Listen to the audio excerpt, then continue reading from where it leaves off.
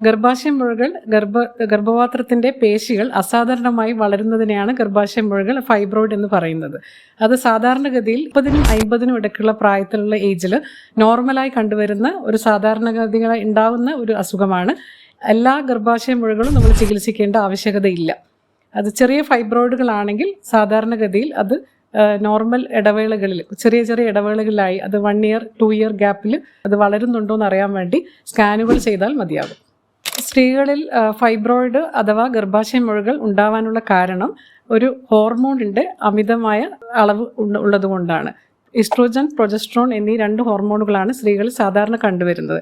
Oestrogen കൂടുതലുണ്ടാകുന്ന സാഹചര്യത്തിലാണ് സാധാരണഗതിയിൽ ഫൈബ്രോയിഡുകൾ over growth ഉണ്ടാവാനും വലുതാവാനുള്ള സാധ്യത വരുന്നത്.